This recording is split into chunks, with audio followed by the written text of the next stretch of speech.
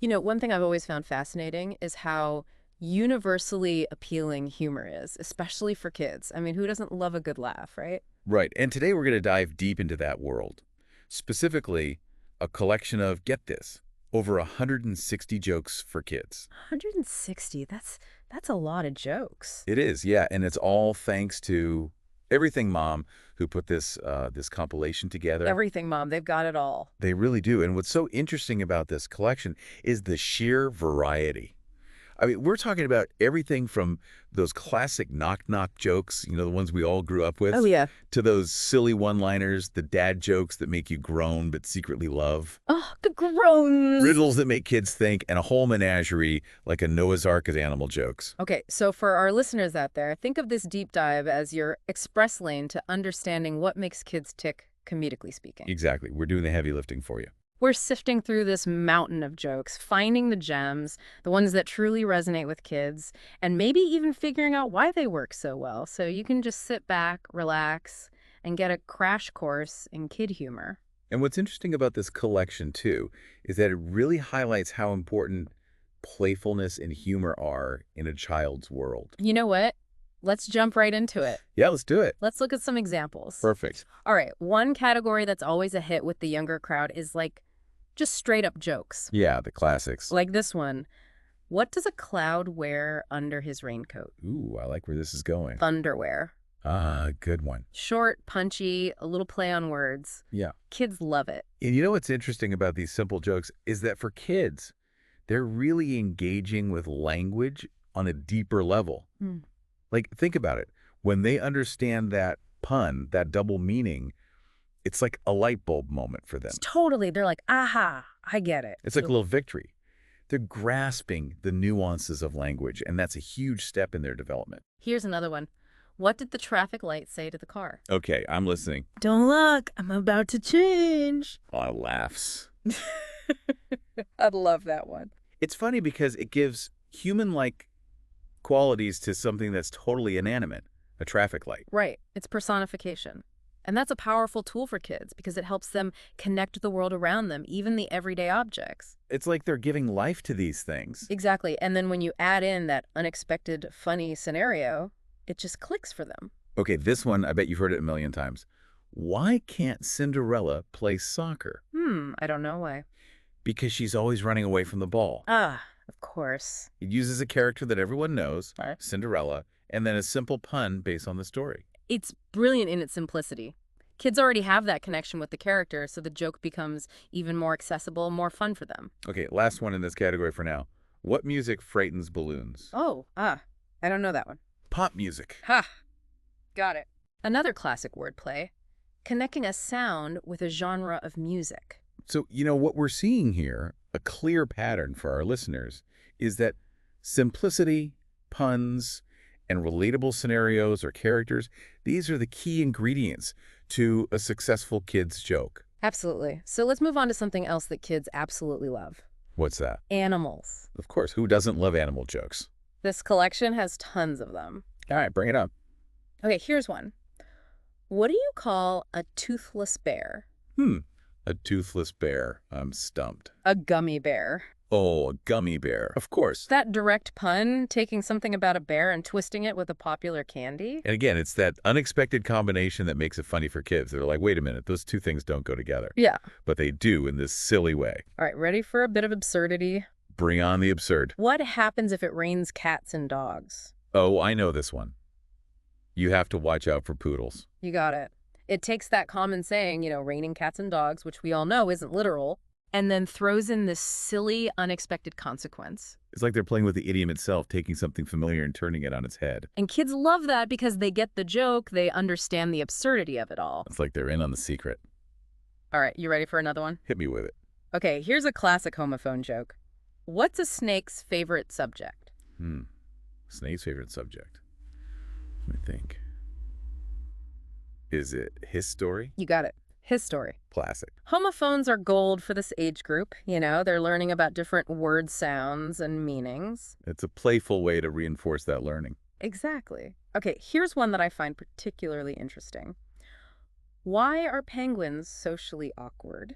Why are penguins socially awkward? Ooh, this is a good one. Because they can't break the ice. Oh, I see what they did there. That's clever. It's taking a human characteristic, that feeling of being socially awkward, and applying it to an animal in a way that makes sense within their world, with the whole ice thing. It's like a metaphor that they can grasp.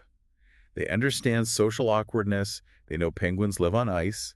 It's connecting those two things in a funny, unexpected way. Okay, I know you've been waiting for this one. Oh, I have. Knock knock jokes. Hit me with your best knock-knock. All right, here we go. Knock knock. Who's there? Little old lady. Little old lady who? Wow, I didn't know you could yodel.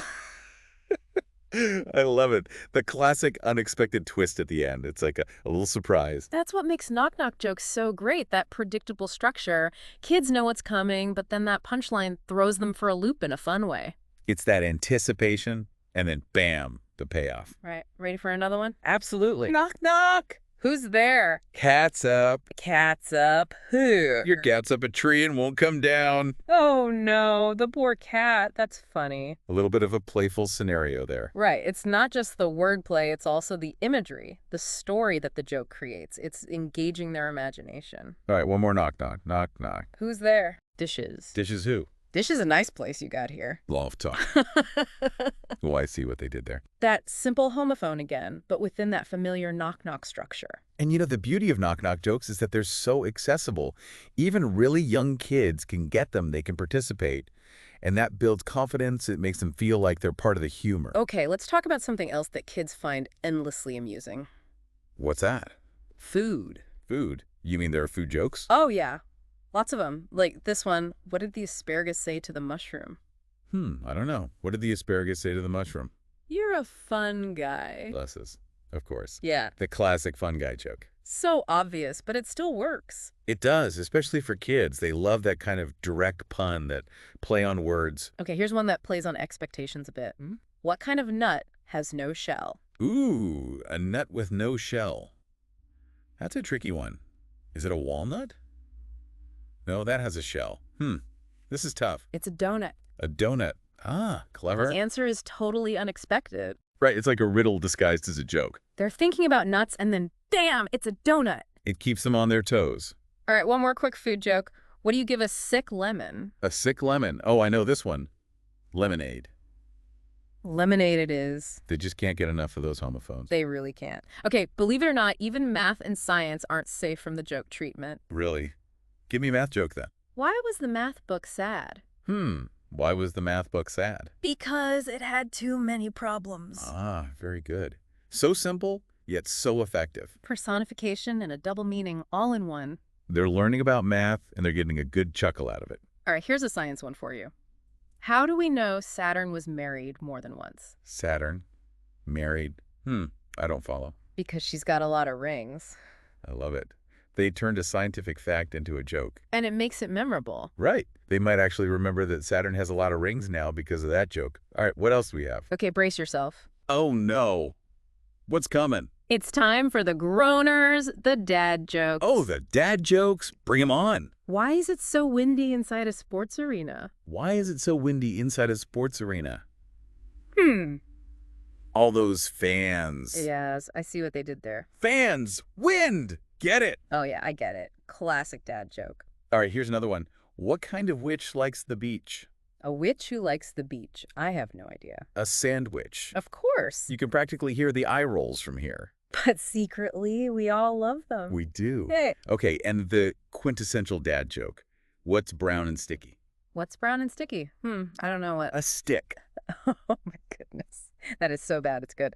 The simplicity of it It's all. almost anti-humor. But kids find it hilarious. They do. They really do. All right, so this is where things get really interesting. Interesting how. This collection doesn't just give us the jokes, it also talks about the benefits of sharing jokes with kids. Benefits. I'm intrigued.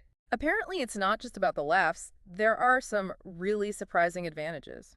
Okay, I'm all ears. Well, first off, they say jokes can actually lead to better coping skills for kids. Coping skills. I wouldn't have thought of that. I know, right? But think about it. If a kid has a whole arsenal of funny jokes in their back pocket, it can be a really great outlet for stress relief. That makes sense. Like if they're feeling overwhelmed, they can use humor as a way to distract themselves, to lighten the mood. Exactly. And the article mentions some other really interesting benefits too, like social skills, for Oh, instance. yeah. Social skills are huge for kids. Sharing jokes encourages interaction. It teaches them about patience, taking turns, reading the room, all that stuff. And it brings kids together, even if they don't have much else in common. It's like a universal language. Exactly. It's like a social lubricant. It breaks down barriers. And they even go so far as to say that jokes can help with verbal skills. Verbal skills.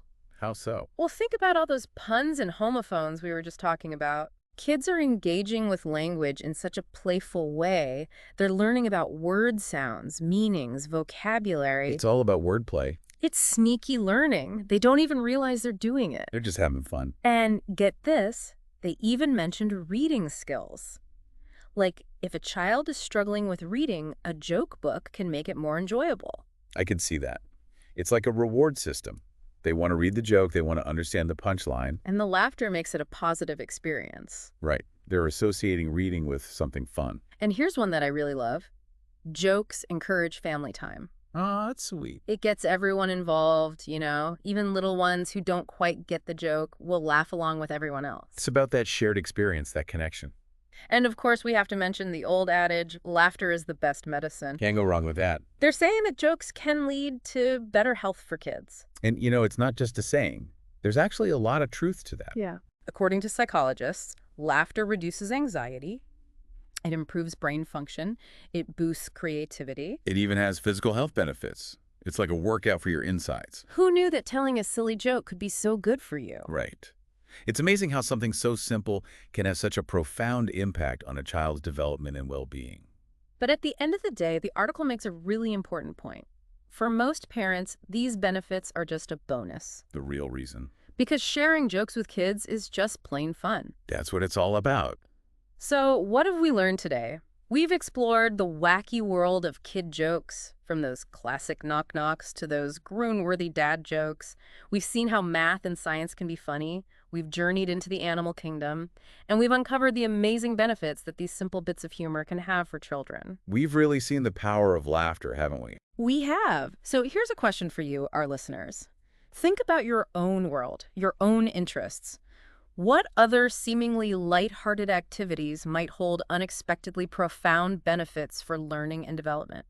It's something to ponder. Food for thought. And that's our deep dive for today. Thanks for listening. We'll see you next time. Bye for now.